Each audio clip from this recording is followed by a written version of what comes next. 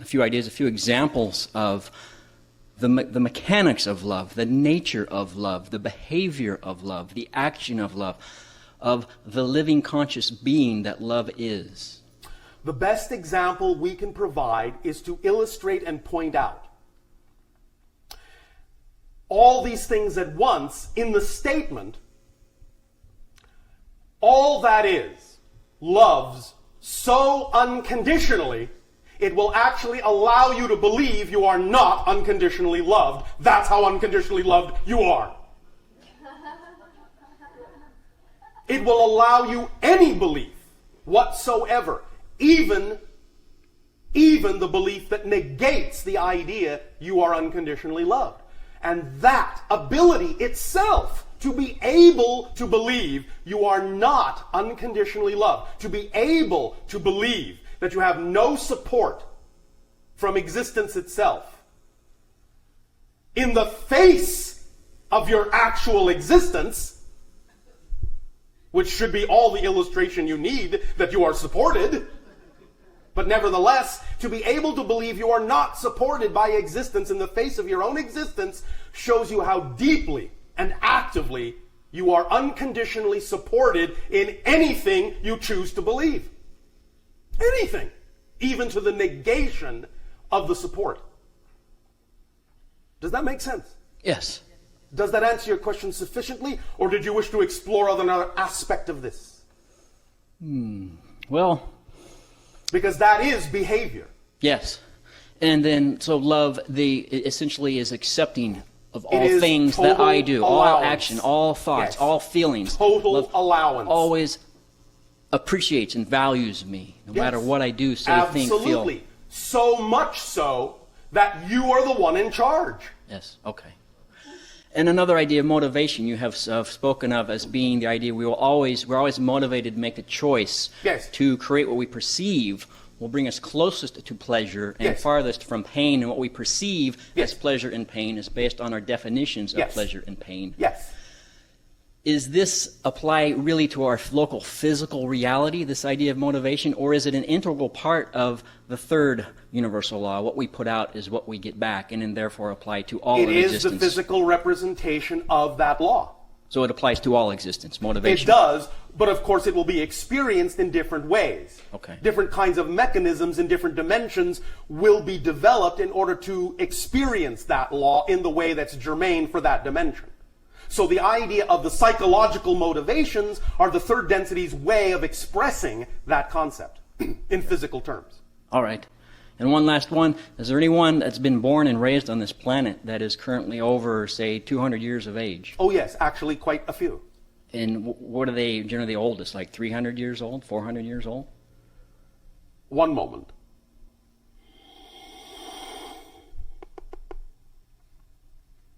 One moment. One moment. As we perceive it, the oldest living physical, oh, you mean human, yes? Yes. All right. The oldest living physical human on the planet today, at this moment, is actually in excess of 1,000 years old. Wow. But there is only one. Next in line, you will find that they will generally be between, and there are a few of these, between 300 and 500 of your years of age. There are more that are between 100 and 300, and many more that are between 100 and 200. And they live in obscure places or some in city, highly populated places? Now and then, some of them will come in contact with what you would call city populations, but that will usually be rare.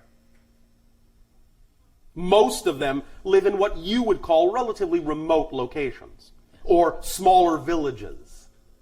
And there are other beings that are older than that are similar to us but not human?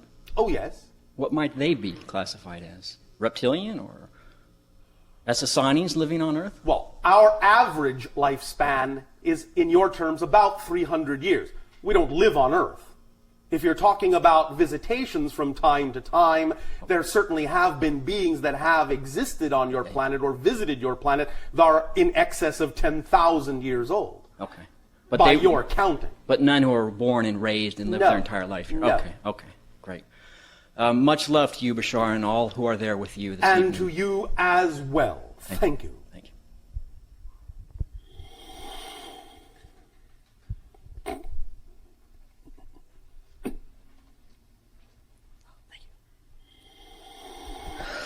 Hello, Bashar. Good day And to you. Good day. I would like to share with you a dream I had, and if you Alright. can give me more insight on what this dream means. We will see. Okay. In this dream, I'm driving to work, and I'm on the street called Nordhoff. I stop at a red light, and the cross streets are now Nordhoff and Mason. I remember seeing cars in all sides of the intersection. Then all of a sudden, a huge gust of wind picks up my car, and my car starts flying through the air. Yes. I end up in a spaceship next. Yes. The next thing I remember, I'm standing in the spaceship, and I'm in front of two entities. Yes. One looks very much like you, a hybrid, and Yes. the other, a very tall being made of white light, and then turns into pure light. Yes. I remember having telepathic communications, but not remembering what was shared between us. All right. Then in the flash, I'm in my car, and I'm flying in the air the same way as I did when the wind first picked me up. Yes. My car is now back in an intersection, and it seems like nothing has changed, Yes. and no time has passed. Correct. What happens next is that all my tattoos disappear, and my eyes turn crystal blue. Yes. I'm also still able to have telepathic communications with these entities in my dream, Yes. and I start sharing this with others. Yes. I even take one individual onto the ship to meet both entities, Yes. and that's all I can really remember from the dreams. Oh, all right. What explanation needs to happen here? Sounds like a relatively accurate description. Yes, but I want to know what was shared between us. I can't really remember. And why did my tattoos disappear? Why did my The eyes turn blue? tattoos disappeared symbolically because what it represents is the idea of information on the outside now being on the inside, of absorbing data. Okay, why did my eyes turn crystal blue? Because absorbing all that data allows you to function from a higher plane. The higher vibration, the higher resonance represented by that color allows you to be seeing through the eyes of the higher self. Okay, and why did I meet those two entities, and those specific two entities? Because they're your friends. Okay. Because they're family. Because you have familiarity with them. Because you've done it before many times with them. Okay, well, that's it. Thank you very much. Thank you.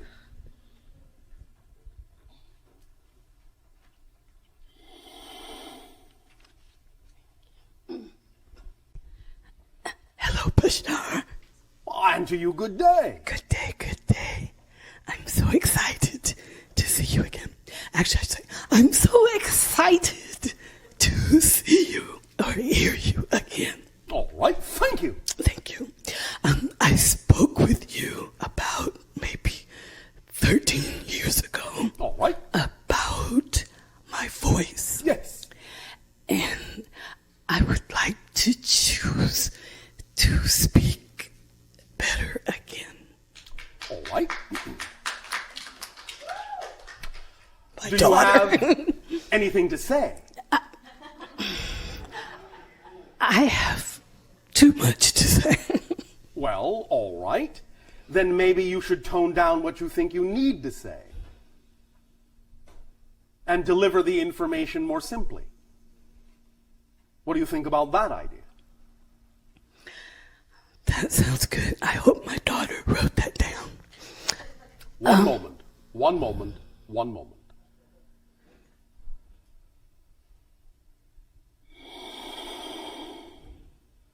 What excites you? What is your passion? History, learning, people, History, learning, and people, travel. and travel. Can all of these be wrapped up in a larger definition of excitement, of which each of these might be an expression or an aspect? I would like to know what that is. Well, I'm asking you. History, learning, travel, people. How do you imagine that those aspects might be lumped together into a broader definition of what your passion is? I'm stumped. Teaching? Well, I was teaching when I lost my voice. Oh, but teaching in a different way? Yeah, How do you imagine, in the circumstances that you are in now, that you could teach without necessarily having to rely on the vocal communication? well, there's online teaching, of course. Oh, all right. That's one. Anything else? I would like to have more people contact than online. Oh, well, all right. So you want to do it face to face, so to speak, in person. That is your preference? Yes, yes. All right. Yes. One moment. One moment. One moment. One moment. What happens when you attempt to talk from here instead of here?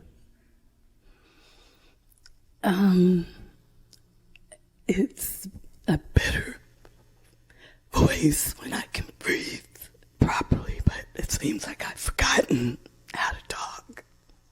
That's not necessarily a bad thing, you know, especially in your society. Yes. You told me that before, that Yes. there were other ways to communicate. Yes. Yes. But I just want to add this, that I've done some like hypnotherapy and other things, you know, that brought up like sexual abuse All right. as a child. And All right. that, you know, Very good. so that I'm... Are you ready to integrate a lot of these things together? Yes. All right. Are you planning to take a trip Yes. to Florida. farther? Well, I just came back from Egypt, All right. and I did want to ask you about the pyramids because I We'll went get to inside. that. Okay, We'll get to thank that. you. Where do I want to go? Brazil. But let's go back to the trip Okay. as it relates to the idea of learning, history, teaching, people. Okay. Where would you feel most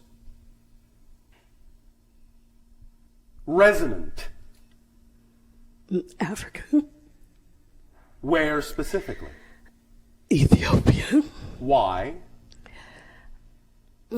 Searching For? the Ark of the Covenant. Why? History. Yes, but why? What do you imagine being in proximity to that device will do for you? Expand my consciousness. Specifically. That's a general statement. What do you believe proximity to that device will specifically do for you? I hadn't really thought about it. Think about it, but not too hard. Feel it more than think about it. Imagine with me now that you are actually in proximity to that device. What comes up? Fire.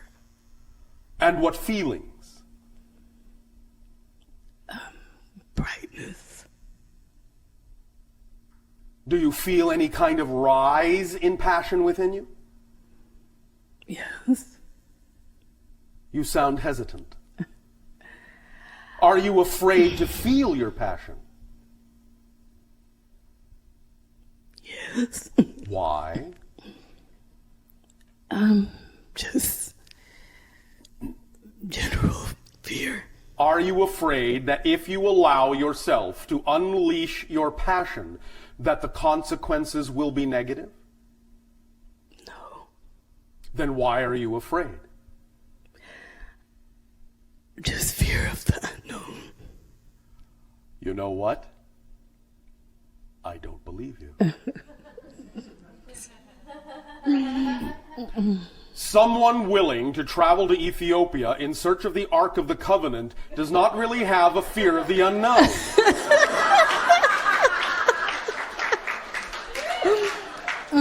So, as wonderful a reason as that was, we don't buy it. Imagine giving voice, truly giving voice to your passion in whatever form it comes. Imagine that. What do you believe will happen if you do? Let's just use your paper-thin excuse for a moment. As an example, let's assume that you're correct, hypothetically, that you're afraid of the unknown. What does that mean? What do you think you'll find in the unknown if you give over to your passion? What do you imagine will happen that is not known to you now that you would fear so much? I don't know, some truth that other people don't want to hear.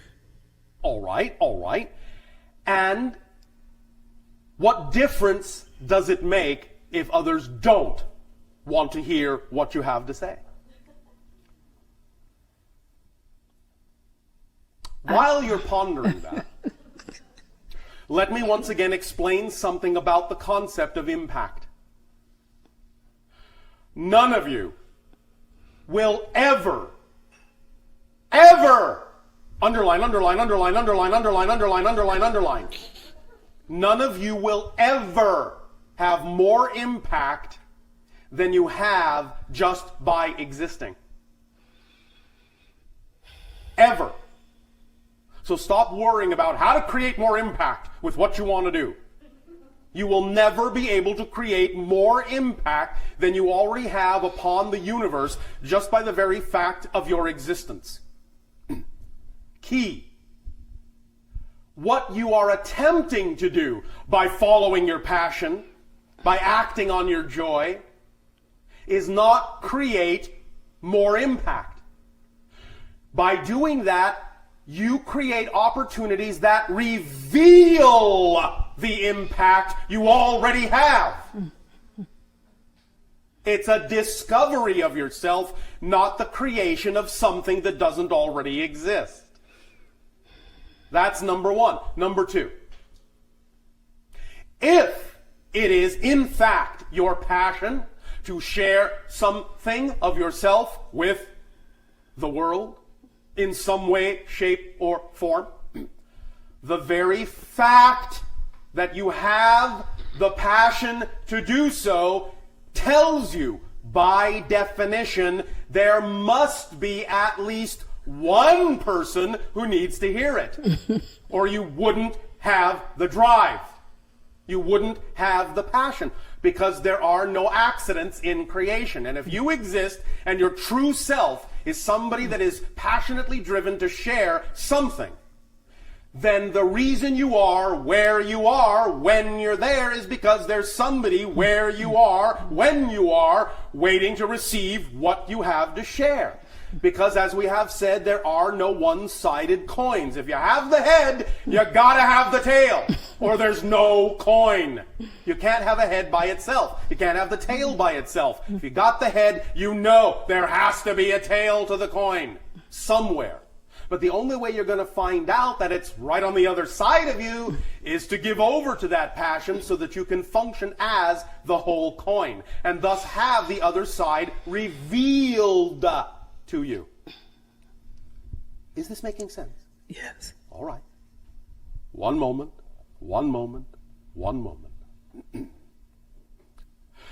Might you also be interested in taking a trip to Italy? Yes. Are you sure? Yes. Why? Research. For what?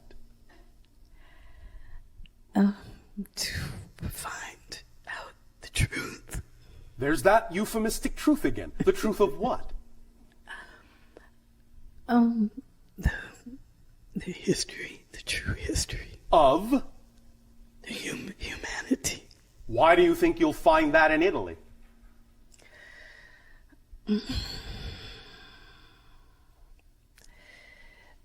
there's many places to do research there. Such as? The Vatican. Ah, the Vatican. Or sometimes the Vaticant.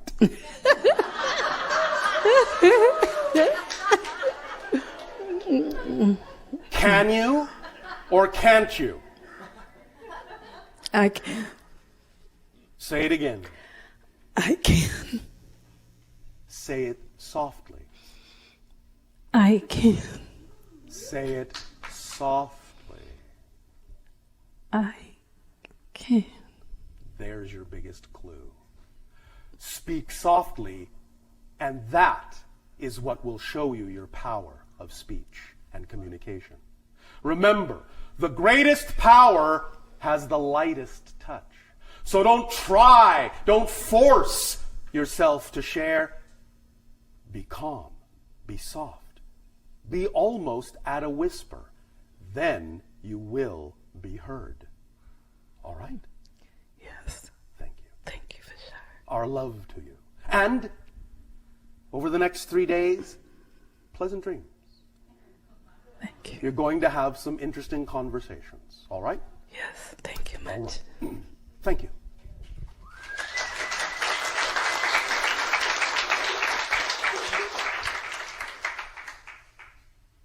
I hope you know you are applauding yourselves.